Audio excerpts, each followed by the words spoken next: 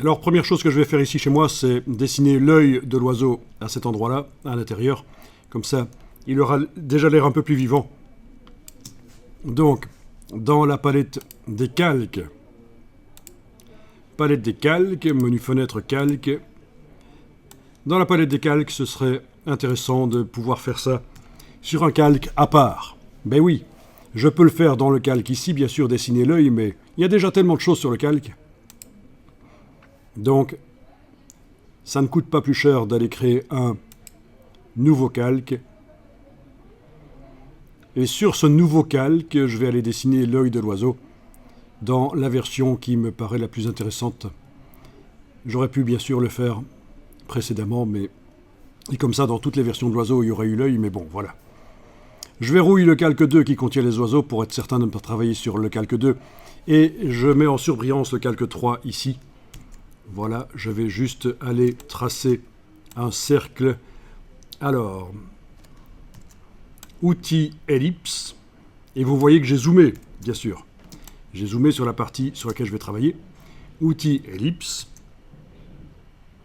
Alors regardez, parce que c'est quelque chose qu'on n'a pas encore vu. Je positionne le pointeur là où je veux mettre le centre du cercle qui va servir d'œil. Et en effet, c'est vrai que je pourrais afficher la photo. Elle ne veut pas s'afficher, pourquoi ? Pourquoi la photo ne veut pas s'afficher ? Le fichier lié.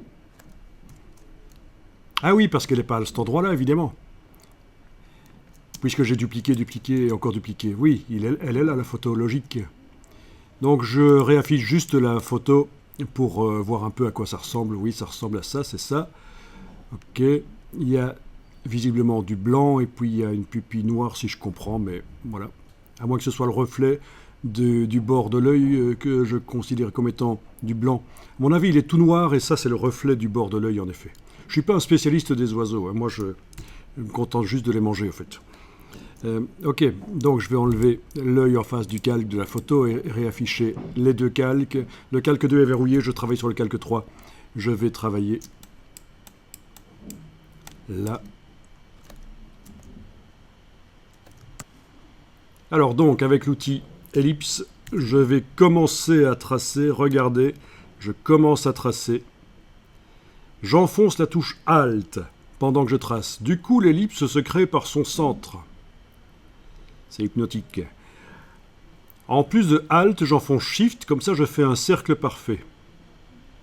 Voilà, je vais faire le cercle, l'œil comme ça, qui va déborder, pourquoi pas. Ok. Au niveau de la couleur de l'œil, je vais enlever le contour et je vais lui mettre une couleur.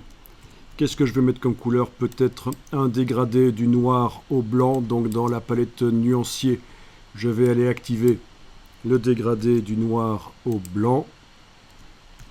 Le voilà. Dans la palette dégradé de couleur, menu fenêtre, dégradé de couleur, je vais aller indiquer que ce dégradé du noir au blanc n'est pas linéaire, mais va être radial. Voilà.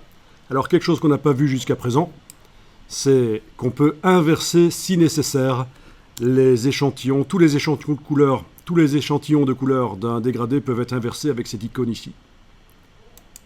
Mais dans ce cas-ci, si je veux faire le reflet de l'œil sur un œil noir, j'étais bon, donc je reclique, c'était déjà bon, avec le blanc au centre. Voilà, et avec l'outil dégradé, je vais tenter de tracer un petit dégradé pour faire un petit reflet, voilà ce genre-là. Ok, donc ça peut être un œil. Et ce qui serait intéressant, c'est de le faire passer en dessous des traits. Donc le calque 3 en dessous des traits. En dessous du calque 2, voilà. Donc essayez de faire ça. Un cercle. Donc l'astuce qu'on n'avait jamais vue ici, c'est que quand on trace une forme géométrique, si on enfonce la touche Alt au moment où on la trace, elle se crée par son centre. Ensuite, j'ai mis un dégradé dans le fond, pas de contour. J'ai enlevé le contour et j'ai activé le fond dans la palette des outils et j'ai mis un dégradé du noir au blanc. Dans la palette nuancier, j'ai été chercher le dégradé du noir au blanc. Puis, Dans la palette dégradé de couleurs, menu fenêtre, dégradé de couleurs, je suis allé indiquer que je voulais un dégradé radial. Tiens, au fait, celui-là, c'est quoi? Dégradé de forme libre. Ah oui, ça doit être une nouveauté que j'ai pas encore eu le temps de tester. Ok, donc dégradé radial, à moins que ce soit le filet de dégradé. Bon, il faudra que je vérifie. Ok. Dégradé radial, voilà. Et puis avec l'outil dégradé ici, j'ai été tracé pour avoir finalement très peu de blanc. Un tout petit dégradé que j'ai été tracé là. Et puis dernière chose, j'ai été faire passer le calque 3 sous le calque 2 parce que je voulais que les traits passent devant comme ça.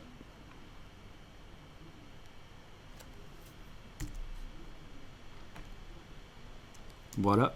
Et puis après, il n'est pas interdit de repositionner comme on veut pour qu'il n'ait pas l'air trop stupide. CTRL H pour enlever les vecteurs sur ce qui est actuellement sélectionné. CTRL H, ils réapparaissent. Donc c'était pour mieux voir ce que je faisais. Voilà, là on peut considérer que c'est pas mal. Je vais enregistrer. Et on va s'occuper de la mise en couleur.